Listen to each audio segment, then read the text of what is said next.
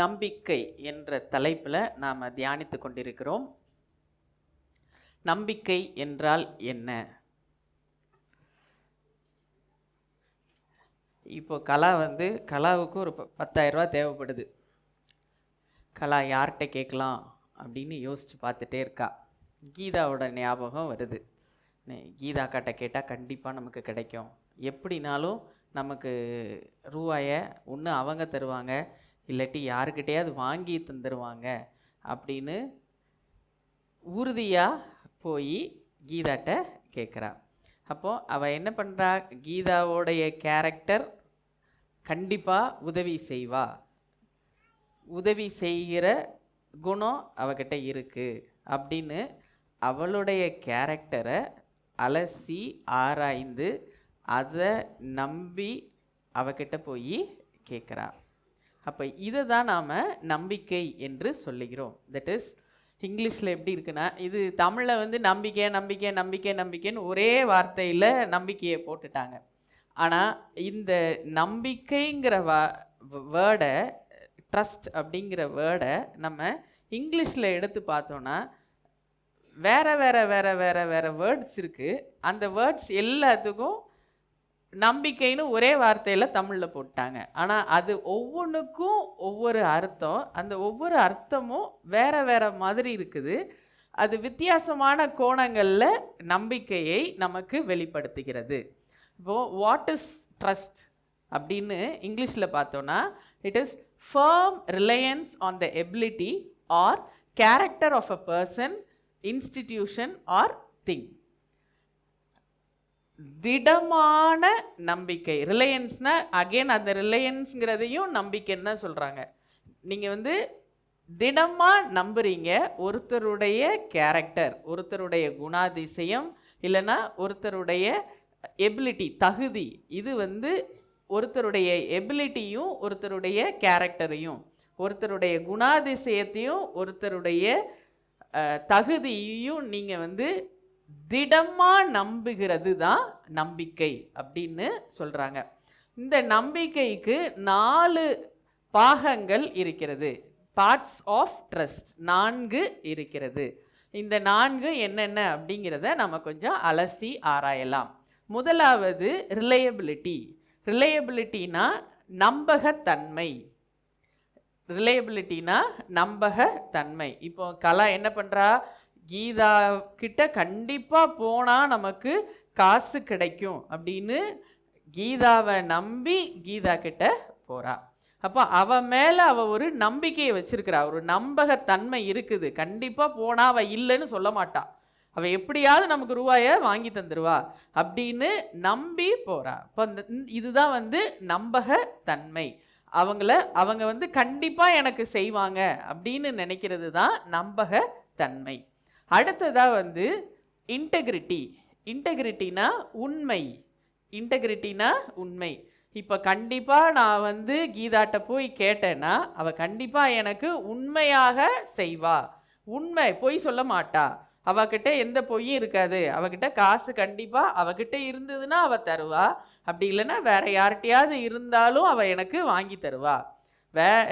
என்கிட்ட இருக்கிற காசை வேற யார்கிட்டையோ இருந்து வாங்கி தந்த மாதிரி என்கிட்ட வட்டியும் சேர்த்து வாங்க மாட்டா அப்படிங்கிற உண்மைத்தன்மையை எதிர்பார்த்து அவள் போறா. உண்மையா இருக்கிறத, உண்மைத்தன்மையை நம்பிக்கைக்கு ஒரு அங்கமாக நாம் எடுத்துக்கொள்ளலாம். அடுத்ததா காம்பிட்டன்ஸ். காம்பிட்டன்ஸ் அப்படின்னா திறமை. காம்பிட்டன்ஸ் அப்படின்னா திறமை. இப்போ கலா கீதாட்ட போய் காசு கேட்குறா. எப்படினாலும் அவள் திறமையை பயன்படுத்தி அவள் எங்கேயாவது இருந்துனாலும் எனக்கு காசை வாங்கி தந்துடுவா. ஏதோ ஒரு ஆள்கிட்ட போய் கண்டிப்பாக அவள் திறம்பட பேசி, அழகா பேசி எனக்கு கண்டிப்பாக இந்த ரூபாயை அவள் வாங்கி தந்துடுவா அப்படிங்கிற நம்பிக்கையோட கலா கீதாட்ட போய் காசு கேட்குறா. அப்போது இந்த இந்த இந்த நம்பிக்கைங்கிறது திறமை சார்ந்ததாகவும் இருக்கிறது. அடுத்த பார்ட் என்ன அப்படின்னா வல்னரபிலிட்டி. வல்னரபிலிட்டி என்ன, பாதிக்கக்கூடிய வகையில் இருந்தாலும் உங்க நம்பிக்கை மாறாது. இப்போ அவ வந்து கலா வந்து கீதாட்ட போய் கேட்குறா. கீதா இல்லைன்னு சொல்லுவான்னு ஒரு பக்கம் இருந்தாலும் அவளுக்குள்ள அவ கண்டிப்பா அவ பாதிக்கப்படுவா, அவ சொல்ற வார்த்தையினால பாதிக்கப்படுவான்னு தெரிஞ்சும் ஆனாலும் என்ன பண்றா, அவ அதை விடாம அவகிட்ட போய் கேட்குறா. இப்போ ஃபார் எக்ஸாம்பிள் இப்போ வந்து கண்டிப்பா நான் போய் கேட்டேன்னா எனக்கு வந்து அடிதான் விழுன்னு தெரியும்.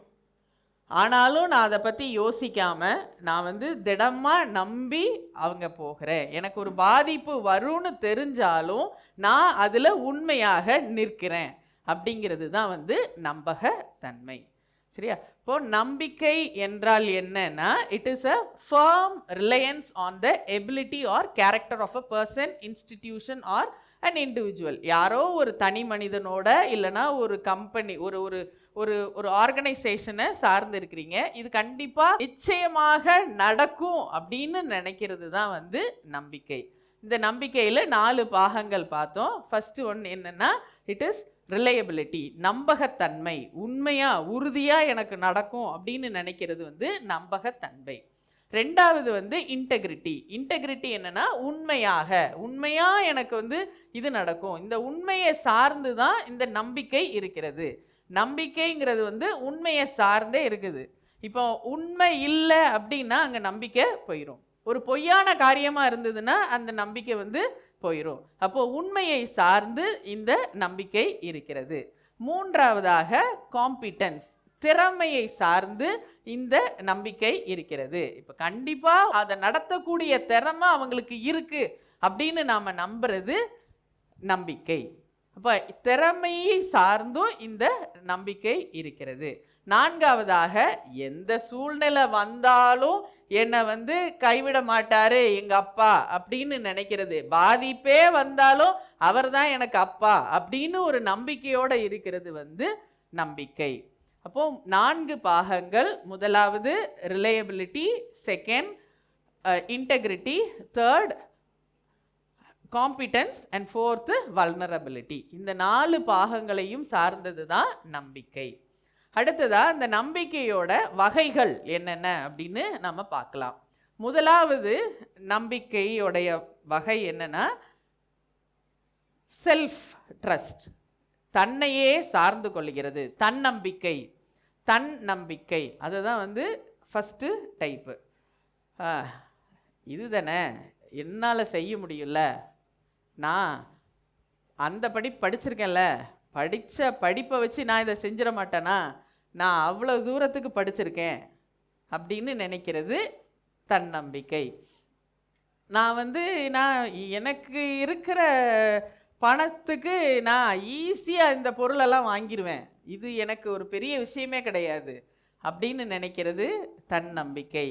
தன்னையே சார்ந்து என்னால் முடியும், நான் தான் என்னால் முடியும், நான் இதுக்கு நான் தகுதியானவன், நான் இதை பண்ணிடுவேன், இது லேசாக சாதாரணமாக அப்படி அசால்ட்டாக நான் பண்ணிட்டு போயிடுவேனே அப்படின்னு சொல்கிறது தான் வந்து தன்னம்பிக்கை.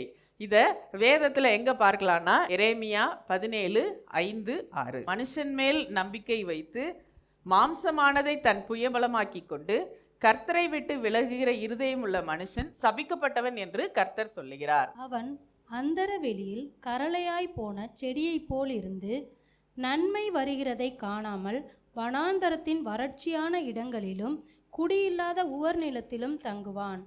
கர்த்தர் மேல் நம்பிக்கை வைத்து கர்த்தரை தன் நம்பிக்கையாக கொண்டிருக்கிற மனுஷன் பாக்கியவான். இப்போ மனுஷன் மேல் நம்பிக்கை வைத்து மாம்சமானதை தன் புயபலமாக்கி, எல்லாம் என்னால தான், மாம்சத்தை தன் புயபலமாக்கி என்னால முடியும், நான் தான் அப்படின்னு நினைக்கிறவன் வந்து அங்க வந்து அவன் எப்படி போறானா, கர்த்தரை விட்டு விலகுகிற இருதயம் உள்ள மனுஷன். இப்போ கர்த்தரை விட்டு விலகுகிற இருதயம் உள்ள மனுஷனும் சபிக்கப்பட்டவன் அப்படின்னு எழுதியிருக்கு. தன்னையே நம்பி இருக்கிறவங்களுக்கு எதுவும் நன்மையாக நடக்காது அப்படிங்கிறத இதன் மூலமாக நாம் அறிந்து கொள்ளலாம். இதுதான் முதலாவது டைப். ரெண்டாவது டைப் என்னன்னா, இன்டர்பர்சனல் ட்ரஸ்ட். அதாவது நம்மளுடைய உறவுகளை சார்ந்து, நம்மளுடைய குடும்பத்தை சார்ந்து நம்மளுடைய நண்பர்களை சார்ந்து இருப்பது அடுத்த டைப் ஆஃப் நம்பிக்கை. எப்போ பாரு எங்கள் அப்பா இருக்கிறாரு, எங்கள் அப்பா போலீஸாக்கும், அவர் எல்லாத்தையும் செஞ்சிருவார், எங்கள் அப்பா பெரிய பணக்காரரு, நான் நினச்சேன்னா எனக்கு BMW காரே வாங்கி தந்துடுவார், என் ஃப்ரெண்டு சூப்பர், நான் எனக்காக உயிரை கொடுக்கறதுக்கும் அவன் ரெடியாக இருக்கிறான், எனக்காக எதனாலும் அவன் செஞ்சிருவான், எனக்கு எனக்கு தேவையானதெல்லாம் அவன் செஞ்சிருவான் அப்படின்னு நம்மளை சார்ந்த மக்களை நம்பிக்கொண்டு இருக்கிறது. அவங்க சூப்பராக பண்ணிடுவாங்க, அவங்க இதை பண்ணிடுவாங்க, அவங்க அப்படி பண்ணிடுவாங்க, எனக்கு பிரச்சனைன்னு வந்ததுன்னா நான் எங்கள் அப்பாட்ட போய் நின்று ஒரு அழுதன்னா போதும், எங்கள் அப்பா உன்னை தூக்கி உள்ளே வச்சிருவாராக்கும், உன்னை அப்படி பண்ணிடுவாரு இப்படி பண்ணிடுவாரு அப்படின்னு நம்மை சார்ந்த மக்களை நம்பி இருக்கிறது அடுத்த வகை. சங்கீதம் 118:8. மனுஷனை நம்புவதை பார்க்கிலும் கர்த்தர் பேரில் பற்றுதலாய் இருப்பதே நலம். அவரை நம்பி இருக்கிறத விட்டுட்டு மனுஷங்களை நம்புறதை விட்டுட்டு அவரை நம்பி நாம் இருக்க பழக வேண்டும். நாசியில் சுவாசமுள்ள மனுஷரை நம்புறதே வேஸ்ட். அவங்கள நம்பிக்கிட்டு இருந்தான்னா என்னைக்குனாலும் அவங்க காலவாரி தான் விடுவாங்க. அப்போ மனுஷர்களை நம்புகிறதை நாம் நிறுத்த வேண்டும். அடுத்த நம்பிக்கை என்னன்னா, the trust which we keep on the institutions.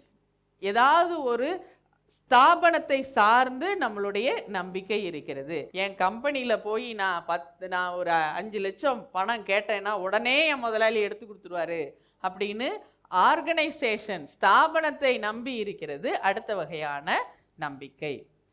4வது நம்பிக்கை என்னன்னா, தேவன் பேரில் வைக்கிற நம்பிக்கை, ட்ரஸ்ட் இன் காட்.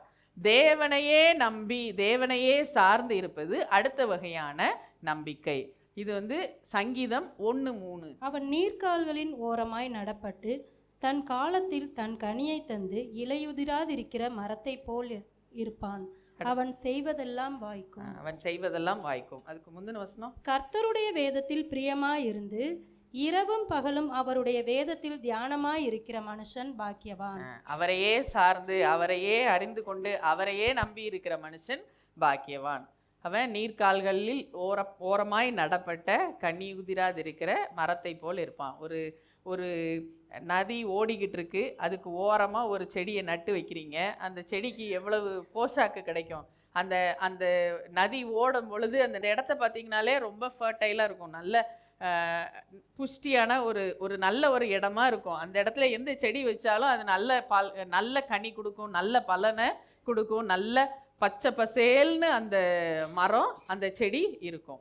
அப்போ அதே மாதிரி தேவனை சார்ந்து இருக்கிறவர்கள் எப்போ பாரு அப்படி ஃப்ரெஷ்ஷாக சந்தோஷமாக அப்படி என்னன்னாலும் எது வந்தாலும் கலங்காமல் திடமா நம்பிக்கையா வர்றியா வாடா வா ஒரு கை உன்னை பார்த்துடுறேன் அப்படின்னு சொல்கிற மாதிரி ஒரு நம்பிக்கையோட ஒரு திட மனதோட இருக்கிறவர்களாக காணப்படுவார்கள். அடுத்து நீதிமொழிகள் 3:5-6. உன் சுய புத்தியின் மேல் சாயாமல் உன் முழு இருதயத்தோடும் கர்த்தரில் நம்பிக்கையாயிருந்து உன் வழிகளில் எல்லாம் அவரை நினைத்துக்கொள்.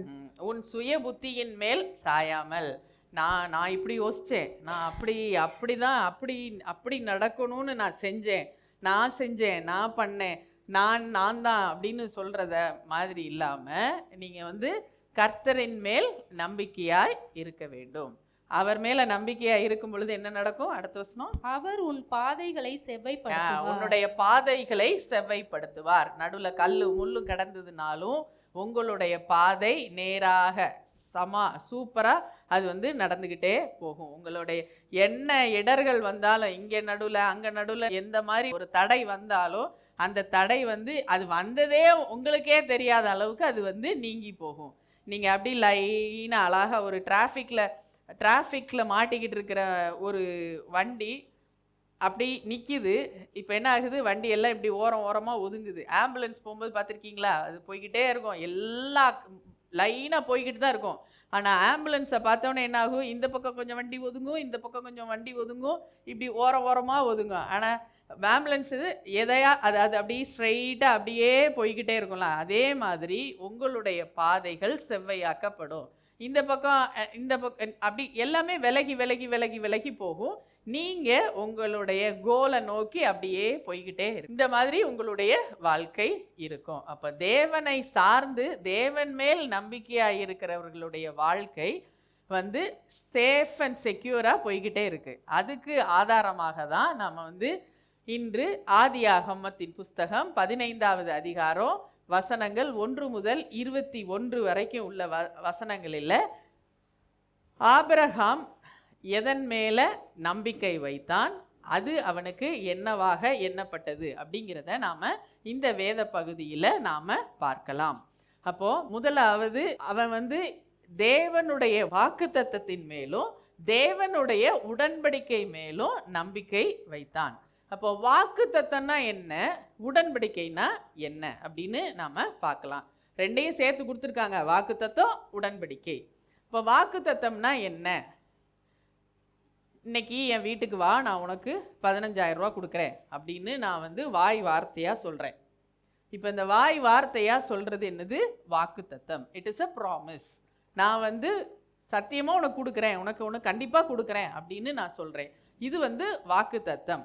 இது வாய் வார்த்தையாக சொல்றது. இதுக்கு வந்து ஏதோ ப்ரூஃபும் இருக்காது. நீங்க 5 மணிக்கு வந்து கேட்டீங்கன்னா நான் எப்போ சொன்னேன் அப்படின்னு நான் சொல்லிட்டேன்னா அவ்வளோதான், முடிஞ்சு போச்சு. அதுக்கு எந்த ப்ரூஃபுமே கிடையாது, எதுவுமே இல்லை.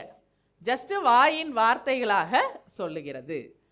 இதுக்கு எந்த ப்ரூஃப் இருக்காது, எதுவும் ஒரு ஒரு ஒரு ஒரு ஸ்டாண்டர்ட் ஃபார்மேட்டில் இருக்காது, ஃபார்மலாக இருக்காது. இந்த மாதிரி தான் செய்யணும் அப்படிங்கிற மாதிரி ஒரு ஃபார்மேட்டில் இருக்காது. அது சும்மா நான் வார்த்தையில் சொன்னேன், வார்த்தையை நான் நிறைவேற்றினேன்னா ஓகே தான். நான் நிறைவேற்றாமல் போனாலும் உங்களுக்கு நீங்கள் வந்து கேட்க முடியாது. என்ன நீங்கள் சொன்னீங்க ஆனால் தரல அப்படின்னு தான் சொல்ல முடியுமே ஒழிய, இதை வச்சுட்டு எந்த கோர்ட்லேயும் போய் கேஸும் போட முடியாது, எதுவுமே செய்யவும் முடியாது. அப்போ இது இன்ஃபார்மலாக சொல்கிறது வாக்குத்தத்தம். உடன்படிக்கை என்றால் என்னன்னா, இப்போ நீங்கள் வந்து ஒரு ஃபைனான்ஸ் கம்பெனியில் போய் காசு வாங்க போகிறீங்க, 5 லட்ச ரூபா. அவன் உடனே என்ன பண்ணுவான்? ஒரு பாண்ட் எழுதுவான். அந்த பாண்டில் என்ன இருக்கும்? நீங்கள் எவ்வளவு காசு வாங்கினீங்க, என்னன்னைக்கு வாங்கினீங்க, நீங்கள் வந்து என்னன்னைக்கு எந்த மாதத்தில் எத்தனாவது தேதியில் நீங்கள் வந்து வட்டி கொடுக்கணும், இந்த அமௌண்ட்டை நீங்கள் எப்போ திருப்பி கொடுக்கணும், இது எல்லாத்தையும் ஒரு ஸ்டாம்ப் பேப்பரில் எழுதுவாங்க. எழுதி இதில் அவன் உங்களுக்கு என்னைக்கு காசு தருவான், நீங்கள் திருப்பி எப்போ கொடுக்கணும், அதுக்கு எவ்வளவு ப்ராசஸிங் ஃபீயு, அதுக்கு எவ்வளவு இன்ட்ரெஸ்ட்டு, இது எல்லாத்தையும் அந்த பாண்டு பேப்பரில் எழுதுவாங்க. எழுதி நீங்களும் கையெழுத்து போடுவீங்க, நீங்கள் எந்த கம்பெனியில் போய் காசு வாங்குறீங்களோ அவங்களும் கையெழுத்து போடுவாங்க. போட்டு இதை வந்து ரெஜிஸ்டர் பண்ணி பத்திரமா வச்சுருவோம். அப்போ இது என்ன? இது வந்து ஸ்டாண்டர்ட் ஒரு ஃபார்மேட்டில் நமக்கு கொடுக்கப்பட்டிருக்கிறது. அப்போ 1ஆம் தேதி ஆனால் அவன் கரெக்டாக வந்து உங்ககிட்ட வட்டி வாங்க வந்துடுவான். நீங்கள் வட்டியை கொடுக்கலன்னா, அக்ரிமெண்ட்டில் எழுதுனதுபடி நீ நடக்கலை, அக்ரிமெண்ட்டில் எழுதுனதுபடி நீ ஒன்றுமே செய்யலை அப்படின்னு அவன் வந்து சொல்லுவான். அவன் 1ஆம் தேதி நீ காசு கொடுக்கலன்னா அவன் என்ன பண்ணுவாங்கிறதையும் அவன் அதில் எழுதி வச்சுருப்பான். அப்போ நீ கொடுக்கல, நான் அதனால் என்ன பண்ணுவேன், இதுக்கு இந்த மாதிரி காரியங்கள், இந்த மாதிரி பெனால்ட்டி போடுவேன், இந்த மாதிரிலாம் செய்வேன் அப்படின்னு அவன் உங்களுக்கு சொல்கிறான். இதெல்லாம் என்ன பண்ணுறாங்க? ஒரு ஸ்டாண்டர்டாக ஒரு ஃபார்மேட்டாக எழுதி வச்சுட்டாங்க. இந்த ஸ்டாண்டர்டு இந்த அக்ரிமெண்ட்டில் உள்ளதை நீங்கள் கண்டிப்பாக ஃபாலோ பண்ணணும். இந்த அக்ரிமெண்ட்டில் உள்ளதை ஃபாலோ பண்ணலைன்னா என்ன ஆகும்? உங்களுக்கு அது வந்து அஃபென்ஸாக மாறும், அது ஒரு குற்றமாக மாறும். இந்த குற்றத்துக்காக அவன் கோர்ட்டில் போய் கேஸும் போடலாம், உங்களை வந்து ஜெயிலுக்குள்ளேயும் தள்ள முடியும். அப்போ அந்த மாதிரி ஒரு ஸ்டாண்டர்ட் ஃபார்மேட்டில் கொடுக்கறது தான் வந்து உடன்படிக்கை. இதை வந்து நம்ம இங்கே இப்போ வந்து அது அக்ரிமெண்ட்டுன்னு சொல்கிறோம். அப்போது உடன்படிக்கை அப்படின்னு இருந்திருக்கு. இந்த உடன்படிக்கையை தான் தேவன் ஆபிரகாமோடே செய்தார். இதை தான் ஆதியாகமம் 15வது அதிகாரத்தில் நாம் பார்க்கிறோம். ஆதியாகமம் 15ல் 1லிருந்து 7 வரைக்கும் இருக்கிற வசனங்களில் ஆண்டவர் வாக்குத்தத்தம், என்ன வாக்குத்தத்தம் கொடுத்தாரு அப்படிங்கிறத இதில் நாம் பார்க்கலாம். அவர் மொத வசனத்திலே சொல்லிட்டாரு, ஆபிராமே நீ பயப்படாதே, நான் உனக்கு கேடகமும் உனக்கு மகா பெரிய பலனுமாய் இருக்கிறேன். அவன் ஏன் பயப்படாதுன்னு சொல்கிறாருன்னா, அதுக்கு முந்தின அதிகாரத்தில் பார்த்தீங்கன்னா ஆபிரகாம் போய் பல ராஜாக்களோட போரிட்டு சண்டை பிடிச்சிட்டு அதில் வந்து வெற்றியோடு அவர் வந்து திரும்பி வந்திருக்கிறாரு. அப்போ அவருக்குள்ளே லேசாக ஒரு ஷேக், ஒரு ஃபியர் இருந்திருக்கு. அதனால் ஆண்டவர் வந்து அவர் முன்னாடி வந்து அவர் சொல்கிறாரு, நீ பயப்படாத, நான் எப்பவும் உனக்கு வந்து கேடகமாக இருப்பேன், நான் உனக்கு பாதுகாக்கும் அரணாக இருப்பேன், உன்னை சுற்றி நான் எப்பவுமே இருப்பேன், என்னை மீறி உன்னை வந்து யாரும் கை வைக்க முடியாது, நான் உனக்கு பெரிய பலனா இருப்பேன், நான் எப்பவுமே உனக்கு ஒரு பவராகவே இருந்துகிட்டு இருப்பேன் அப்படின்னு அவர் சொல்றாரு. ஆபிரகாமுக்கு இதை கேட்ட உடனே அவருக்கு ஒரு டவுட் வந்துருச்சு. எனக்கு நீங்கள் என்ன செய்ய முடியும், நான் பிள்ளை இல்லாமல் உட்காந்துருக்கேன். அவருக்கு எப்போ பாரு எனக்கு பிள்ளை இல்லை, எனக்கு பிள்ளை இல்லை, எனக்கு பிள்ளை இல்லைன்னு சொல்கிறதே அவருக்கு, அவர் அதையே புலம்பிக்கிட்டு இருந்திருக்காரு, எனக்கு பிள்ளை இல்லை பிள்ளை இல்லை பிள்ளை இல்லைன்ட்டு. அப்போ எனக்கு பிள்ளை இல்லையே, எனக்கு வந்து நீங்கள் என்ன செய்ய முடியும் அப்படின்னு அவர் கேட்குறாரு. அது சொல்லிட்டு அவர் சொல்கிறாரு, எலியேசர் எனக்குடைய வீட்டு வேலைக்காரனாக இருக்கிறான். அப்போ அந்த காலகட்டங்களில் வந்து அவர் பிள்ளை குழந்தை இல்லை அப்படின்னா அவங்க அடுத்து வந்து அடுத்ததாக இருக்கிற வேலைக்காரன் அல்லாட்டி வேலைக்காரனோட பையனை வந்து அவங்க வந்து சந்ததியாக தெரிந்து கொள்வார்கள். அப்போ அடுத்து அந்த லெவலில் அவன் தானே இருக்கான், எனக்குன்னு ஒரு பிள்ளை இல்லையே அப்படின்னு அவர் புலம்புறாரு. இதை புலம்புனவுடனே தான் ஆண்டவர் ஒரு வாக்கு தத்தத்தை கொடுக்குறாரு. ஜஸ்ட்டு வாயில் வடை சுடுறாரு அவர். முதல்ல வாயில் வடை சுடுறது என்ன, 4வது வசனம் பாருங்க. இவன் உனக்கு சுதந்திரவாளி அல்ல, உன் கற்ப பிறப்பாய் இருப்பவனே உனக்கு சுதந்திரவாளி ஆவான், உன்னுடைய சந்ததியாக உன் மூலமா பிறக்கிறவன் தான் வந்து உனக்கு சந்ததியாக இருப்பான் அப்படின்னு அவர் வாயில வடை சுடுறாரு. இதை வந்து இதுக்கு ஆபிரகாம் வந்து அதுக்கு அவர் ஒத்துக்கல. அது அடுத்து அவர் கேட்குறாரு, அதை அவர் அடுத்து வந்து அவர் அப்படியே யோசிக்கிறதுனால அவர் ஆண்டவர் வந்து என்ன சொல்றாரு பாருங்க, நீ வானத்தை அண்ணாந்து பார், நட்சத்திரங்களை உன்னாலே என்ன கூடுமோ அவைகளை எண்ணு. அப்படி சொல்லிட்டு இந்த உன்னுடைய நட்சத்திரங்களை நம்ம எப்பவும் கவுண்ட் பண்ண முடியுமா, அது வந்து அங்கே நிறைய இருக்கும், நம்மளால அதை கவுண்ட் பண்ணி முடிக்க முடியாது, அதே மாதிரி உன்னுடைய சந்ததியும் இருக்கும் அப்படின்னு அவர் சொல்றாரு. இதை கேட்டுட்டு ஆபிரகாம் வந்து நம்பிட்டான். வார்த்தை வந்த உடனே அவன் அதை நம்பிட்டான், விசுவாசித்து விட்டான். அந்த விசுவாசம் தான் அவனுக்கு நீதியாக எண்ணப்பட்டது. அதுதான் அவனுக்கு வந்து ஓகே, இவன் வந்து he is right with God, கடவுளோட அவன் வந்து சேர்ந்துட்டான் அப்படிங்கிறதுக்கு, கடவுளோட உறவாடி விட்டான் அப்படிங்கிறது, உறவுக்குள் வந்து விட்டான் அப்படிங்கிறதுக்கு இது வந்து அத்தாட்சியாக, அவனுடைய விசுவாசம் அத்தாட்சியாக எண்ணப்பட்டது. இது ஸ்ட்ராங்காக அவன் வந்து விசுவாசிக்க ஆரம்பிச்சிட்டான். அவனுக்கு விசுவாசம் வந்த உடனே, எப்போவுமே நமக்கு ஒரு விசுவாசம் வந்ததுன்னா அந்த விசுவாசத்தை கெடுக்கிற மாதிரி ஒரு சந்தேகம் நமக்கு வரும். இந்த விசுவாசம் எப்பெல்லாம் வருதோ அந்த டைமில் அந்த விசுவாசத்தை கெடுக்கிற மாதிரியே ஒரு டவுட்டும் வரும். நல்லா நம்ம சர்ச்சில் வந்து ஆராதிச்சுட்டு எனக்கு வந்து இந்த மாதிரி நடந்துட்டு நான் வந்து ஆண்டவரை ஏற்றுக்கிட்டேன், ஆண்டவர் எனக்கு இப்படி எல்லாம் செய்வார், இந்த மாதிரிலாம் செய்வார் அப்படின்னு நமக்கு ஒரு நம்பிக்கை வந்திருக்கும், ஒரு தைரியம் வந்திருக்கும். அந்த தைரியத்தோடு நம்ம வெளியே போவோம். இன்னைக்கு எப்படியும் நம்ம வந்து நமக்கு 10,000 ரூபா சம்பாதிச்சிடலாம் அப்படிங்கிற நம்பிக்கையோடு இங்கேருந்து இங்கே கிளம்பி போவோம். கிளம்பி வெளியில் போயிருப்போம். அப்போ தான் 11,000க்கு ஒரு செலவு வந்து நிற்கும். நம்மளோட விசுவாசத்தை ஆட்டுற மாதிரி ஒரு சந்தேகத்தை உண்டாகி என்னத்தை ஆண்டவர் செய்ய போகிறாரு அப்படின்னு சொல்கிற மாதிரி ஒரு சூழ்நிலை வந்து நிற்கும். அதே மாதிரி தான் இவனுக்கும் விசுவாசம் வந்த உடனே அவனுக்கு உள்ள ஒரு பயம் வந்துருச்சு. அந்த பயத்தில் தான் அவன் 8வது வசனத்தில் அவன் கேட்குறான் பாருங்க, கர்த்தராகிய ஆண்டவரே, நான் அதை சுதந்திரித்து கொள்வேன் என்று எதினால் அறிவேன். நீங்கள் சொல்கிறீங்க சும்மா, இதெல்லாம் எனக்கு நடக்காத போது இதெல்லாம் நான் எப்படி கண்டுபிடிக்க அப்படின்னு கேட்குறான். அப்போ அவன் அப்படி சொன்ன உடனே அவர் என்ன பண்ணுறாரு, ஒரு உடன்படிக்கையை ஏற்படுத்துகிறார். இதை வந்து கன்ஃபார்ம் பண்ணிடுவோம், இதை ஒரு ஸ்டாண்டர்ட் ஃபார்மெட்டில் கொண்டு போயிடுவோம் அப்படின்னு ஆண்டவர் அங்கே உறுதியாக சொல்லுகிறார். அப்போ உடன்படிக்கை எப்படி நடக்கும் அப்படின்னா, ஒரு அனிமல், ஏதோ ஆடோ மாடோ எதையோ எடுத்துக்கிடுவாங்க. எடுத்துட்டு நம்ம பலி கொடுக்குறதா இருந்தால் எப்படி பலி கொடுப்போம், தலையை தனியாக வெட்டிடுவோம், உடம்பை தனியாக வெட்டிடுவோம். அப்படி தான் பலி கொடுக்கும்போது வெட்டப்படும். ஆனால் இந்த உடன்படிக்கைக்காக வெட்டும்போது என்ன பண்ணுவோம்னா, நடுவாக கீறுவோம். கீறி லெஃப்டில் உள்ளது தனியாக வரும், ரைட்டில் உள்ளது தனியாக வரும். இப்போ லெஃப்ட்லேயும் ரைட்லேயும் இப்படி படுக்க போட்டுருவாங்க. அந்த பலியிடப்பட்ட மிருகத்தை போட்டுட்டு எதிரெதிராக அந்த உடன்படிக்கை செய்கிறவர்கள் எதிரெதிராக நின்று விடுவார்கள். அப்போது அவங்க அப்படி நின்றுக்கிட்டு அவங்க அந்த உடன்படிக்கையை பண்ணுவாங்க. இப்போ உடன்படிக்கை பண்ணும் பொழுது 2 பேரும் அவங்களுடைய ஒரு காயத்தை ஏற்படுத்திக்கிடுவாங்க. ரத்தம் கொடுக்கணுங்கிறதுக்கு ஒரு காயத்தை ஏற்படுத்தி இந்த 2 பேரும் கையை வந்து இப்படி ஒன்றா வைப்பாங்க. அப்போ என்ன ஆகும், 2 பேருடைய ரத்தமும் கலந்து விடும். இது வந்து உடன்படிக்கைக்கு ஒரு அடையாளம்.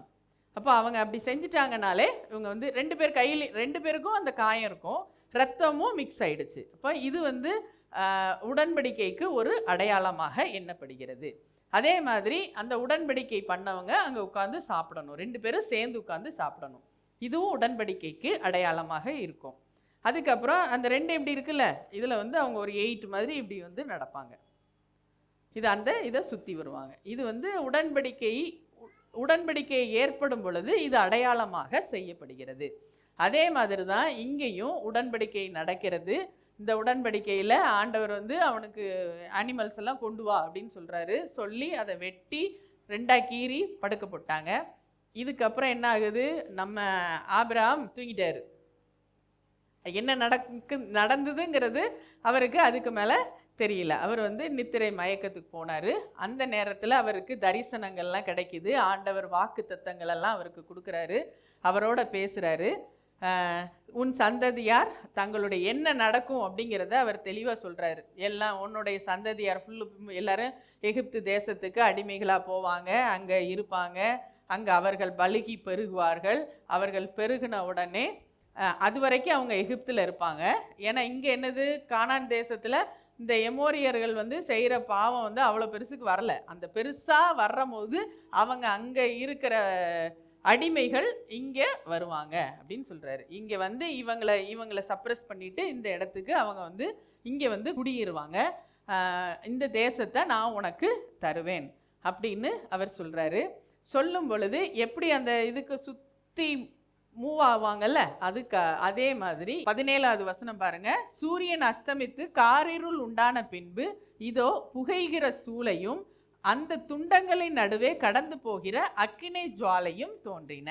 அப்போ புகை சூளையா இருக்கு, அந்த நேரத்தில் அக்னி ஜுவாலை அந்த இடத்தை வந்து சுற்றி வருகிறது. பரிசுத்த ஆவியானவர் அந்த இடத்தை நிறைக்கிறார். இப்படி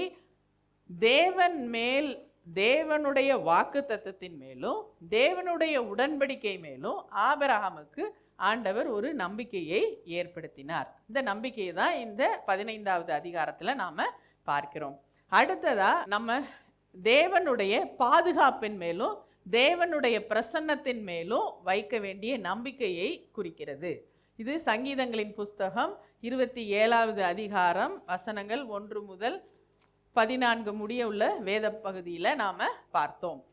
இப்போ தேவன் மேலே நாம் நம்பிக்கை வைக்கணும். அவர் வந்து இது ஃபஸ்ட்டு நம்பிக்கையை பற்றி எல்லாம் சொல்லிட்டு அதுக்கப்புறம் தான் அவருடைய புலம்பலை இந்த அதிகாரத்தில் கொடுத்துருக்காங்க. அவர் எனக்கு இப்படி ஆயிட்டேன், எனக்கு அப்படி ஆயிட்டேன், அந்த மாதிரியாச்சு இந்த மாதிரியாச்சுன்னு அவர் புலம்புறாரு. புலம்பிட்டு அவர் சொல்கிறாரு, கர்த்தரின் மேல் நம்பிக்கையாய் இருப்பேன் அப்படின்னு அவர் வந்து சொல்கிறாரு. 1வது வசனம் படிங்க. கர்த்தர் என் வெளிச்சமும் என் ரட்சிப்பும் ஆனவர், யாருக்கு பயப்படுவேன்? கர்த்தர் என் ஜீவனின் பலனானவர், யாருக்கு அஞ்சுவேன்? அவர் தான் எனக்கு எல்லாம்.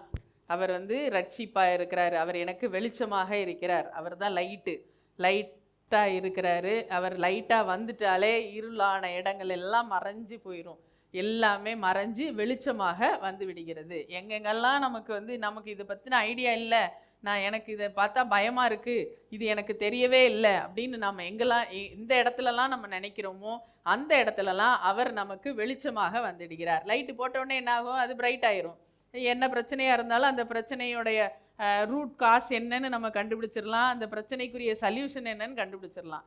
அப்போ லைட்டு வந்த உடனே பளிச்சுன்னு வந்துடும், பிரச்சனை போச்சு. அவரே எனக்கு வெளிச்சமாக இருக்கிறார். அடுத்து அவரே எனக்கு ரட்சிப்பும் ஆனவர், அவர் என்ன காப்பாற்றிடுவார். எந்த ஆபத்தில் போய் நான் நின்னாலும் அவர் எனக்கு வந்து அவரே என்னை ரட்சிக்கிறவர், என்னை காப்பாற்றி அவர் வந்து கொண்டு வந்து விடுகிறார் அப்படின்னு ஆண்டவர் சொல்லுகிறார். அதனால் நான் யாருக்கும் பயப்படணும்னு அவசியமே கிடையாது, யாருக்கும் நான் அடங்கி போகணும், பயந்து போகணும் அப்படிங்கிற அவசியம் எனக்கு இல்லை அப்படின்னு அவர் சொல்கிறாரு. இப்போ அவருடைய பிரசன்னத்தை நாம் சார்ந்து கொள்ள வேண்டும், அவருடைய பிரசன்னத்தை நாம் எப்பொழுதும் உணர்ந்து கொள்கிறவர்களாக இருக்க வேண்டும் அப்படிங்கிறத தாவீது இந்த இடத்துல நமக்கு உணர்த்துகிறார். இதில் ஹைலைட்டான வசனமே இந்த கடைசி வசனம் தான், 14வது வசனம். கர்த்தருக்கு காத்திரு, அவர் உன் இருதயத்தை ஸ்திரப்படுத்துவார், திடமனதாய் இருந்து கர்த்தருக்கே காத்திரு. கர்த்தருக்கு காத்திருக்கிறவர்களாக நாம இருக்கணும். அவருடைய டைம் வர்ற வரைக்கும் நம்ம வெயிட் பண்ணுகிறவர்களாக இருக்கணும். அதை விட்டுட்டு எனக்கு உடனே உடனே உடனே உடனே நடந்துடணும், உடனே செஞ்சிடணும், உடனே உடனேன்னு நம்ம எதிர்பார்க்க கூடாது. அவர் அதுக்குன்னு ஒரு டைம் வச்சிருக்கிறாரு அந்த காரியத்தை செய்து முடிக்கிறதற்காக. அந்த டைம் வர்ற வரைக்கும் நாம காத்திருக்க வேண்டும். இந்த காத்திருக்கிற டைம் தான் நம்மளுடைய நம்பிக்கையை டெஸ்ட் பண்ணிக்கிற டைம். எவ்வளோ நேரத்துக்கு நம்ம காத்திருக்கிறோம், அவருடைய டைமுக்கு நம்ம விட்டுட்டு காத்திருக்கிறோமா அப்படிங்கிறத தான் ஆண்டவர் வந்து டெஸ்ட் பண்ணுவார். அதை விட்டுட்டு எனக்கு இப்போ இன்னைக்கே எனக்கு எல்லாம் நடக்கணும் அப்படின்னா நடக்கும், ஆனால் அவருடைய விருப்பத்தின்படி நடக்காது, நம்மளுடைய விருப்பத்தின்படி நடக்கும். நம்மளுடைய விருப்பத்தின்படி நடந்தால் நம்ம மூளை என்ன, சின்ன மூளை, அதை தான் யோசிக்கும். நம்ம என்ன பண்ணுவோம், 10 ரூபாய்க்கு யோசிப்போம். 10 ரூபாய்க்காக நம்ம வந்து வெயிட் பண்ணி நம்ம 10 ரூபாயே கேட்டுட்டு இருப்போம். 10 ரூபாயை ஆண்டவர் தந்துடுவார். ஆனால் அவர் என்ன யோசிச்சிருப்பாரு, ஒரு 1000 ரூபா கொடுத்தா என் பிள்ளை சந்தோஷமா இருக்குமே, 1000 ரூபா கொடுத்தா எல்லாத்தையும் வாங்கிக்கிடுமே அப்படின்னு அவர் நினச்சிருப்பாரு. ஆனால் நம்ம அதுக்கு விடுகிறது இல்லை. இது நடக்கலை நடக்கலை நடக்கலை நடக்கலை நடக்கலைன்னு போட்டு அனத்தி எடுத்து இந்த 10 ரூபாயை வாங்கிட்டு உட்காந்துருப்போம், 1000 ரூபாயை விட்டுருவோம். அப்புறம் பரலோகம் போகும் பொழுது டிவியில் போட்டு காமிப்பார்ல, அப்போ தான் தெரியும், ஐயோ இவ்வளோ பெருசை விட்டுட்டேனே, இந்த சின்னதுக்கு போய் பெருசை விட்டுட்டேனே அப்படின்னு நம்ம ஃபீல் பண்ணிட்டு இருப்போம். அப்போ கர்த்தருக்கு காத்திருக்கிறவர்களாக நாம் இருக்க வேண்டும். அவருடைய டைமுக்கு நம்ம விட்டு கொடுத்தோன்னா நமக்கு பெரிய பெரிய காரியங்கள் நமக்கு நடக்கும். இப்போ அது வரைக்கும் நம்ம நம்பிக்கையை விட்டு விடாமல் அவர் மேல் நம்மளுடைய நம்பிக்கையை வைத்து நாம் காத்திருக்க வேண்டும். இதுதான் 2வது வேத பாடம். 3வது வேத பாடம், ஆண்டவராகிய இயேசு கிறிஸ்து பிதாவாகிய தேவன் அவருக்கு கொடுத்த வேலையை குறித்ததான நம்பிக்கை. பிதாவாகிய தேவன் ஆண்டவராகிய இயேசு கிறிஸ்துவுக்கு ஒரு வேலையை கொடுத்தாரு. அந்த வேலையை, அந்த மிஷனை நிறைவேற்றுகிறதற்கு அவருடைய நம்பிக்கையை குறித்து நாம இந்த 3வது வேத பகுதியில் நாம பார்க்கலாம். லூக்கா எழுதின நற்செய்தி நூல் 13வது அதிகாரம் வசனங்கள் 31 முதல் 37 முடிய. ஆண்டவராகிய இயேசு கிறிஸ்துவுக்கு பிதாவாகிய தேவன் கொடுத்த வேலை என்னது? எல்லாரையும் ரட்சிக்கணும், எல்லாரையும் காப்பாற்றணும். எல்லாரையும் எப்படி காப்பாற்றணும்? அவர் சிலுவையிலே அறையப்பட்டு கடைசி சொட்டு ரத்தம் இருக்கிற வரைக்கும் எல்லா இரத்தத்தையும் அவர் வந்து சிந்தி மரித்து அடக்கம் பண்ணப்பட்டு 3ஆம் நாள் உயிரோட எழும்பணும் அப்படிங்கிறது தான் பிதாவாகிய தேவன் ஆண்டவராகிய இயேசு கிறிஸ்துவுக்கு கொடுத்த திட்டம். இந்த திட்டத்தை நிறைவேற்றணும் அப்படிங்கிறது தான் அவருக்கு கொடுக்கப்பட்ட திட்டம். இந்த திட்டத்தை எப்படியாவது குலைக்கணுங்கிறது பிசாசோட வேலை. ஏன்? சிலுவைக்கு அவர் போயிட்டாருன்னா இவனுடைய எல்லாத்தையும் உறிஞ்சி எடுத்துருவாரு. உறிஞ்சி எடுத்து இவனை தூக்கி கொண்டு போய் அவனை தோற்கடித்து அவனுக்குரிய பவரை ஃபுல்லாக உறிஞ்சி எடுத்துருவாரு அப்படிங்கிற பயம் பிசாசுக்கு. அதனால அவன் என்ன பண்றான், இந்த திட்டம் நிறைவேறக்கூடாதுங்கிறதுல அவன் பயங்கர பிளானோட இருந்தான். ஆண்டவராகிய இயேசு கிறிஸ்து பிறக்கும் போதே அவன் கொண்டு போடணும்னு யோசிச்சான். 3 வயசுக்கு கீழே இருக்கிறவங்க அவங்கள அவ்வளோ பெரிய போட்டு தள்ளுங்க அப்படின்னு ஒரு இதை கொடுத்து பார்த்தான். அதுலேயும் அவர் தப்பிச்சிட்டாரு. அடுத்து மலை மேலே இருந்து கீழே தள்ளி விடுறதுக்கு பார்த்தாங்க, அப்பவும் அவர் தப்பிச்சிட்டாரு. அவருக்கு சோதனைகள்னு கொண்டு வந்து இந்த சோதனையிலெல்லாம் இவர் தோற்று போயிட்டாருன்னா அப்புறம் இவர் வந்து இவர் எங்கே அதுக்கப்புறம் சிலுவைக்கு போக அப்படின்னு யோசித்து சோதனைகளை கொண்டு வந்தான். அந்த சோதனைகளையும் ஆண்டவர் வந்து ஜெயிச்சிட்டாரு. இப்போ அவர் வந்து எருசலேமுக்கு வராரு. அங்கே 31வது வசனம் பாருங்க. அந்த நாளிலே சில பரிசேயர் அவரிடத்தில் வந்து, நீர் இவ்விடத்தை விட்டு போய்விடும், ஏரோது உம்மை கொலை செய்ய மனதாயிருக்கிறான் என்றார்கள். அங்கே உள்ளே இருக்கிறாரு. உள்ளே இருக்கும் போது அவங்க சொல்கிறாங்க, பரிசேயர் வந்து, இந்த இடத்த விட்டு போயிருங்க, இல்லாட்டி வந்து ஏரோது ராஜா அவங்கள கொண்டு போட்டுருவான் அப்படின்னு சொல்கிறாங்க. இப்போ கொண்டு போட்டுருவான் அப்படின்னோடனே இவர் என்ன பண்ணுவார், எருசலேம் விட்டு வெளில போயிடுவார் அப்படிங்கிறது அவங்களோட பிளான். அங்கே உள்ள தானே எருசலேம் நகரத்தில் தான் இதெல்லாம் நடக்கணும்னு திட்டமிடப்பட்டு இருக்கிறது. அப்போ இதுலேருந்து வெளியே தள்ளிடணும் அப்படிங்கிறது பிசாசோட பிளான். பிசாசு பரிசேயன்ட்ட போய் சொல்கிறான், அவரை வந்து எப்படியாவது இந்த ஊரை விட்டு வெளியே தள்ளிடணும் அப்படிங்கிறது அவங்களோட பிளான். அதனால அவங்க ஏரோது கொண்டு போட்டுருவாரு, நீங்கள் கிளம்பி போயிருங்க அப்படின்னு அவங்க சொல்கிறாங்க. அதுக்கு ஆண்டவராகிய இயேசு கிறிஸ்து என்ன சொல்கிறாரு பாருங்க, நான் இன்றைக்கும் நாளைக்கும் பிசாசுகளை துரத்தி வியாதி உள்ளவர்களை சொஸ்தமாக்கி 3ஆம் நாளில் நிறைவடைவேன். இப்போ நான் வந்து எல்லாரையும் குணமாக்கணும், நான் வந்த வேலையை நான் முடிக்கணும், நான் எல்லாரையும் குணமாக்கணும், பேய்கள் எல்லாம் விரட்டணும், எல்லாருக்கும் நல்லது பண்ணணும், நான் இதையெல்லாம் முடிச்சுட்டு தான் நான் இந்த இடத்த விட்டு போவேன் அப்படின்னு அவர் சொல்றாரு. அதை சொல்லிட்டு அவர் சொல்றாரு, இன்றைக்கு நாளைக்கு நான் இந்த இடத்துல நடமாடிக்கிட்டே இருக்கணும்.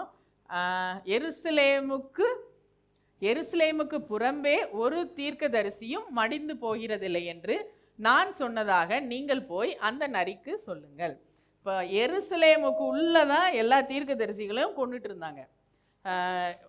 1 ராஜாக்கள் 19வது அதிகாரத்தில் பார்த்தீங்கன்னா அங்கே வந்து இருந்த தீர்க்கதரிசிகள் எல்லாரையும் அவங்க வந்து கொண்டு போட்டுட்டே இருப்பாங்க. எல்லா தீர்க்கதரிசிகளையும் எருசலேம் நகரத்துக்குள்ளே தான், அந்த ஊருக்குள்ளேயே கடந்து தான் இந்த இஸ்ரவேல் ஜனங்கள் தான் வந்து தீர்க்கதரிசிகளை கொண்டு போட்டுக்கிட்டே இருந்தாங்க. எல்லா தீர்க்கதரிசிகளையும் கொண்டுட்டாங்க. எலியாவுக்கு கொஞ்சம் பயம் வரும். எலியா வந்து ஆண்டவர்கிட்ட போய் சொல்லுவார். ஆண்டவர் சொல்லுவார், நான் கொஞ்சம் பேரை நான் மறைச்சி வச்சுருக்கேன், மொத்தமெல்லாம் அவங்களெல்லாம் போட்டு தள்ள முடியாது அப்படின்னு அவர் சொல்லுவார். அப்போ எல்லா தீர்க்கதரிசிகளையும் இந்த எருசலேமுக்குள்ளே தான் கொண்டு போட்டுகிட்டே இருந்தாங்க. யாரெல்லாம் அவங்களுக்கு வந்து சொன்னாங்களோ நீங்கள் செய்கிறது தப்பு, இப்படி தான் நடந்துக்கணும், அப்படி தான் நடந்துக்கணும் அப்படின்னு இஸ்ரவேல் ஜனங்களுக்கு சொல்ல வந்த தீர்க்கதரிசிகள் எல்லாரையும் கொண்டு போட்டுட்டாங்க. அப்போ இதெல்லாம் எங்கே நடந்தது? எருசலேம் நகரத்துக்குள்ளே தான் நடந்தது. அதனால அவர் சொல்கிறாரு, எருசலேமுக்கு உள்ளதான் இதெல்லாம் நடக்கும், எருசலேமுக்கு வெளியில் இதெல்லாம் நடக்காது. அப்போ நீ இங்கே வெளியே போகணுன்னு சொல்கிறீங்க, இதுக்குள்ளதான் எல்லா தீர்க்கதரிசிகளும் கொல்லப்படுகிறார்கள் அப்படின்னு அவர் சொல்கிறாரு. இந்த உள்ளதான் நடக்கும்னு போய் ஏரோது ராஜாட்ட சொல்லுங்க அப்படின்னு சொல்கிறாரு. அவருடைய மிஷன் என்னங்கிறத அவர் அங்கே வந்து தெளிவுபடுத்திக்கிட்டே வர்றாரு. அடுத்து 34வது வசனம் பாருங்க.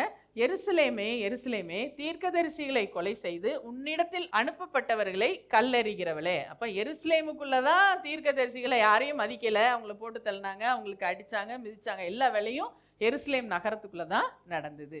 எப்படி கோழி தன் குஞ்சுகளை சேர்த்து கொள்ள மன்னமாக நான் எத்தனை தரமோ உன் பிள்ளைகளை கூட்டி சேர்த்து கொள்ள மனதாக இருந்தேன். நான் எல்லாரையும் எப்படியாவது காப்பாற்றணும், எப்படியாவது இவங்களை இஸ்ரவேல் ஜனங்களை தப்பிக்க வைக்கணும், அவங்களுக்காகன்னு நான் எவ்வளோ தரமோ நான் வந்து பாடுபட்டேன், எத்தனை பேரையோ நான் அனுப்புனேன், எத்தனை பேர் மூலமாகவோ நான் மெசேஜ் எல்லாம் கொடுத்தேன், ஆனால் எதையுமே நீ கேட்கல அப்படின்னு எருசலேமை நோக்கி அவர் வந்து சொல்லுகிறார். நீ எதையுமே கேட்கறதுக்கு உன் மனசு ரெடியா இல்லை. இந்த மாதிரி ஒரு சிச்சுவேஷனில் தான் அவர் சொல்றாரு, அடுத்து கர்த்தருடைய நாமத்தினாலே வருகிறவர் ஸ்தோத்தரிக்கப்பட்டவர் என்று நீங்கள் சொல்லும் காலம் வரும் அளவும் என்னை காணாதிருப்பீர்கள். நான் தான் தேவன், நான் தேவனால் அனுப்பப்பட்டவர், நான் ஒரு கர்த்தர் அப்படிங்கிறத நீங்கள் உணர்ந்து கொள்கிற வரைக்கும் நான் வந்து இனிமேல் இங்கே வரமாட்டேன் அப்படின்னு அவர் சொல்கிறாரு. இதெல்லாம் நீங்கள் உணர்ந்து கொள்கிற வரைக்கும் உங்களுக்கு இந்த மாதிரி தான் நடக்கும் அப்படின்னு அவர் சொல்கிறாரு. அப்போ அவருடைய மிஷன் ஜனங்களை ரட்சிக்க வருகிறது. இந்த ஜனங்களை ரட்சிக்கிற வேலையை அவர் வந்து தெளிவாக செய்யணும் அப்படிங்கிற நம்பிக்கை ஆண்டவராகிய இயேசு கிறிஸ்துவுக்கு இருந்தது. அவர் இந்த வேலையை அவர் வந்து செய்து முடித்தார். அவர் வச்சிருந்த ட்ரஸ்ட், அவர் அதில் மேலே நம்பிக்கையாக இருந்ததுனால அந்த காரியத்தை அவரால் செய்ய முடிந்தது. அடுத்ததா கிறிஸ்துவை சார்ந்த வாழ்க்கையின் மீதான நம்பிக்கை. இயேசு கிறிஸ்துவை சார்ந்ததான வாழ்க்கையின் மீதுள்ள நம்பிக்கை. இதை பவுல் என்ன சொல்றாரு அப்படிங்கிறத நம்ம பார்க்கலாம். பிலிப்பியருக்கு எழுதின நிருபம் 3வது அதிகாரம் வசனங்கள் 17 முதல் 4வது அதிகாரம் 1வது வசனம். பால் முதலாவது என்ன சொல்றாரு அப்படிங்கிறத பார்ப்போம். பிலிப்பியர் 3:17 வாசிங்க. சகோதரரே, நீங்கள் என்னோட கூட பின்பற்றுகிறவர்கள் ஆகி நாங்கள் உங்களுக்கு வழிகாட்டுகிறபடி நடக்கிறவர்களை மாதிரிகராக நோக்குங்கள். நாங்கள் உங்களுக்கு கொஞ்சம் பேரை எக்ஸாம்பிளாக கொடுத்துருக்கோம். அந்த எக்ஸாம்பிளை நீங்கள் பாருங்கள், சும்மா எல்லாரையும் பார்க்காதீங்க. நாங்கள் சொல்கிறவங்க என்ன செய்கிறாங்களோ அதன்படி நீங்கள் நடந்து கொள்ளுங்க அப்படின்னு அவர் சொல்கிறாரு. அடுத்த வசனம். ஏனெனில் அநேகர் வேறு விதமாய் நடக்கிறார்கள். கொஞ்சம் பேர் குண்டக்க மடக்க நடக்கிறாங்க. அவங்களுக்கு அவங்க எப்படி இருக்காங்க? அடுத்தது படிங்க. அவர்கள் கிறிஸ்துவின் சிலுவைக்கு பகைஞர் என்று உங்களுக்கு அநேகந்தரம் சொன்னேன். சிலுவையை வந்து அவங்க மேன்மைப்படுத்த மாட்டேங்கிறாங்க, சிலுவைக்கு முக்கியத்துவம் கொடுக்க மாட்டேங்கிறாங்க, சிலுவையை வந்து சிலுவை சும்மா சும்மா எப்போ பாரு இந்த சிலுவையை சொல்லிட்டு அடக்காங்க. இயேசு செஞ்ச காரியங்களையே சொல்கிறாங்க, ஒரேடியாக போர் அடிக்கி. அதனால கொஞ்சம் பழைய ஏற்பாடை பார்ப்போம் அப்படின்னு கொஞ்சம் பேர் பழைய ஏற்பாடை எடுத்து பிரசங்கிக்கிறவர்களும் இருக்காங்க. ரெகபயாம் யெரொபெயாம் அப்படிங்கிறத சொல்லி இது பண்ணிட்டு இருக்காங்க. அரைச்சமாவே அரைக்காங்களே அப்படிம்பாங்க. இயேசுவின் காரியங்களை நம்ம எத்தனை தடவை கேட்டாலும் அதுதான் நமக்கு தீம், அதுதான் மெயின் பாயிண்ட்டு. அந்த பாயிண்ட்லேயே தான் நம்ம கண்ணோக்கமாக இருக்கணும். அதை தான் நம்ம முக்கியப்படுத்தணும். இந்த சிலுவையவே தான் நம்ம முக்கியப்படுத்தணும். இந்த சிலுவை தான் நமக்கு அவ்வளவு மேன்மைகளையும் நமக்கு கொண்டு வந்திருக்கிறது. அவர் சிலுவையில் ஏறாமல் இருந்திருந்தா நமக்கு இந்த வாழ்க்கை கிடைச்சிருக்குமா? கிடைச்சிருக்காது. அந்த சிலுவையின் மேலே நாம் நம்பிக்கை வைக்கலைன்னா நமக்கு இந்த வாழ்க்கை கிடைச்சிருக்குமா? கிடைக்கவே கிடைக்காது. அவர் செய்த காரியங்களையே நாம் முக்கியப்படுத்துகிறவர்களாக இருக்க வேண்டும். அப்போ இதுக்கு இந்த சிலுவைக்கு பகைஞராக கொஞ்சம் பேர் இருக்கிறாங்க. அவங்க சொல்கிறதெல்லாம் நீங்கள் கேட்காதீங்க. இப்போ கிரைஸ்ட் சென்டர்ட் லைஃப், சிலுவையை முக்கியப்படுத்தி சிலுவையை சார்ந்த வாழ்க்கையை நாம் வாழுகிறவர்களாக இருக்க வேண்டும் என்று பவுல் அந்த இடத்துல சொல்கிறாரு. அது ஆணித்தரமாக அவர் உறுதியாக சொல்லுகிறார். அடுத்த வசனம், அவர்களுடைய முடிவு அழிவு. சிலுவைக்கு பகைஞராக இருக்காங்களா, சிலுவைக்கு விரோதமாக இருக்கிறவங்களுக்கு அவங்களுடைய இது என்ன? அழிவு. எப்போ பாரு அழிவை நோக்கி அவர்களுடைய வாழ்க்கை போய்கொண்டிருக்கும். அடுத்த வருஷம், அவர்களுடைய தேவன் வயிறு. அவங்களுடைய தேவன் வயிறு. எப்போ பாரு சோறு சட்டை வீடு, சோறு சட்டை வீடு, சோறு சட்டை வீடு, இதை மட்டுமே தான் முக்கியப்படுத்தி பார்க்கிறவர்களாக அவர்கள் இருப்பார்கள். இதெல்லாம் சிலுவையை நோக்கி பார்த்தோன்னா இதெல்லாம் ஆட்டோமேட்டிக் ப்ராசஸ். அது பாட்டுக்கு எப்படி நம்ம காய் வாங்க போகிறோன்னா 2 கிலோ வெங்காயம் 2 கிலோ தக்காளி இதெல்லாம் வாங்கினோன்னா அவன் என்ன பண்ணுவான்? எக்ஸ்ட்ராவாக கருவேப்பிலை கொத்தமல்லியை தூக்கி நம்ம பேக்கில் போடுற மாதிரி இதெல்லாம் ஆட்டோமேட்டிக்காக நடக்கும். நம்ம ஆண்டவரை நோக்கி பார்த்து கொண்டு போகும் பொழுது நம்மளுடைய வாழ்க்கை அது பாட்டுக்கு ஆட்டோமேட்டிக்காக அது நடக்கும். நமக்கு தேவையான வருமானங்களுக்கு அவர் வழி விட்டுக்கிட்டே தான் இருப்பார். எப்படியாவது ஒரு வழியில் நமக்கு அதுக்கு வருமானம் வந்துட்டு தான் இருக்கும். அது வராமல் போகவே போகாது. எப்படியும் சோறு சட்டையை அவர் கொடுக்க தான் போகிறாரு. ரேஷன் கடையில் எப்படி நமக்குன்னு கன்ஃபார்ம்டாக போய் இந்த ரேஷன் கார்டை காமிச்சோன்னா நமக்கு 5 கிலோ அரிசி, 2 கிலோ சீனி, 1 கிலோ பாமாயில் எப்படி அவன் கரெக்டாக தர்றாங்களோ அதே மாதிரி நம்ம சிலுவையை நோக்கி பார்த்து கொண்டு இருக்கும் பொழுது நமக்கு தேவையான சாப்பாடு ஆட்டோமேட்டிக்காக வந்துடும். அதுக்குரிய வழி எப்படியாவது ஆண்டவர் தந்துடுவார். இது ஆட்டோமேட்டிக்காக நடக்கும். இதை பற்றி நம்ம கவலைப்படணும்னு அவசியமே இல்லை. நமக்கான ட்ரெஸ்ஸு, நமக்கான வீடு எல்லாத்தையும் ஆட்டோமேட்டிக்காக அவர் செஞ்சு தந்துடுவார். அப்போ நம்ம சிலுவையை நோக்கி பார்த்து கொண்டு இருக்கிறவர்களாக இருக்க வேண்டும். அந்த சிலுவையை நோக்கி பார்க்காதவர்கள் அவங்கள என்ன பண்ணுவாங்க? அவங்களுக்கு அவர்களுடைய தேவன் வயிறுக்கே முக்கியத்துவம் கொடுப்பாங்க. சோறு சட்டை வீடு, சோறு சட்டை வீடு. என் பிள்ளைக்கு கல்யாணம், என் பிள்ளைக்கு பிள்ளை பிறக்கணும், என் பிள்ளைக்கு சீட்டு இன்ஜினியரிங் காலேஜில் சீட்டு கிடைக்கணும், என் பிள்ளைக்கு மெடிக்கல் காலேஜில் சீட்டு கிடைக்கணும், இதுக்கு நான் என்ன பண்ணணும்? இதையே சுற்றி தான் அவங்களுடைய ஃபோக்கஸ் இருக்கும். அடுத்து, அவர்களுடைய மகிமை அவர்களுடைய லட்சையே.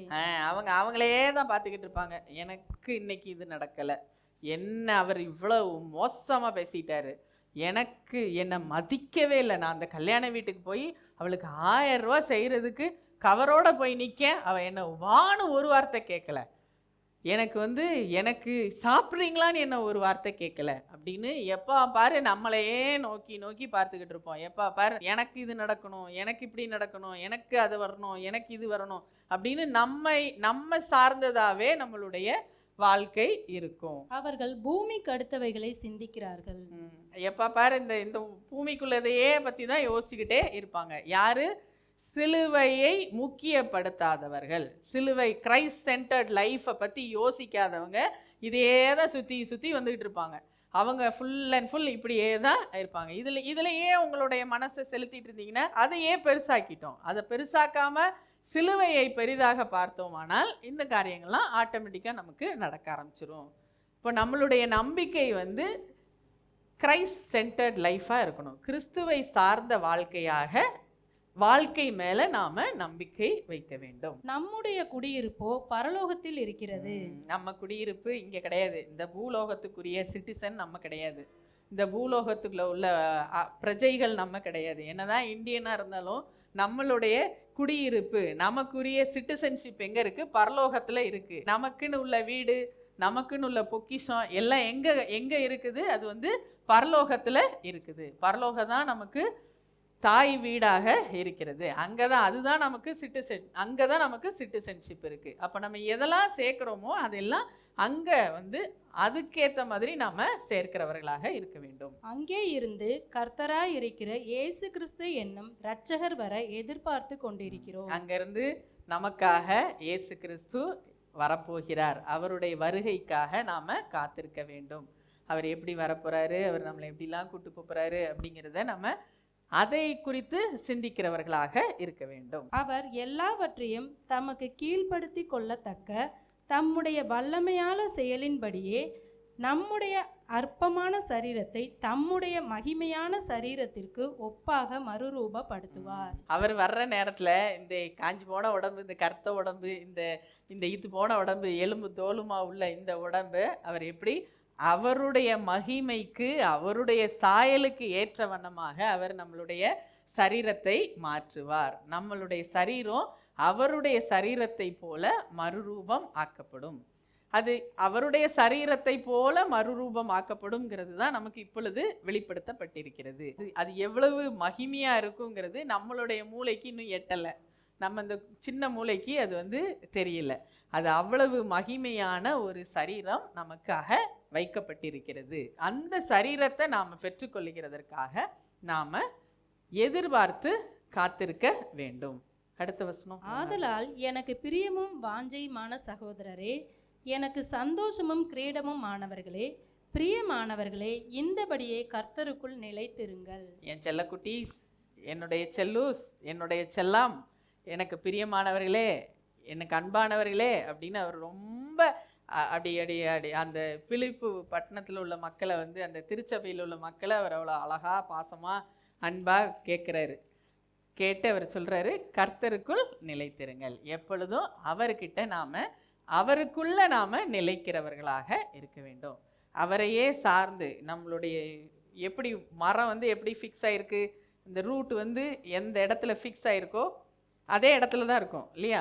அதுலேருந்து மேலே மேலே மேலே மேலே மேலே தான் வளரும். இந்த மரம் இங்கே இருக்கிறது கொஞ்ச நேரத்தில் எங்கே போகுமா, இப்படி போகுமா? அப்படிலாம் போகாது. அந்த மரம் அதே இடத்துல தான் நிலைத்திருக்கிறது. அங்கே அது வேறு விட விட விட கீழே வேறு எவ்வளவு ஆழமாக போகுதோ, ஆழமாக போக போக போக மரம் ஸ்ட்ராங்காக இருக்குது, மேலே வளருது. கீழே ஒரு வேறு விடும் பொழுது மேலே ஒரு கிளை வருது, ஒரு இலை வருது, ஒரு பூ வருது. அந்த பூ கனியாக மாறுகிறது.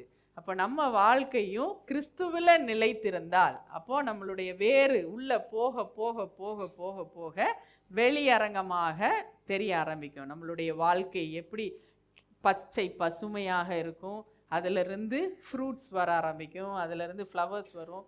இப்படி வெளியரங்கமாக அது தெரிய ஆரம்பிக்கும். நம்ம இதில் கட்டப்பட இதுக்கு முக்கியத்துவம் கொடுக்க அது ஆட்டோமேட்டிக்காக அதுவே வளர்ந்துடும். நம்ம அதை பார்த்தோன்னா இதை விட்டுருவோம். ஸோ இதில் நம்ம நிலைத்திருக்க நாம் ஆரம்பிக்க வேண்டும்.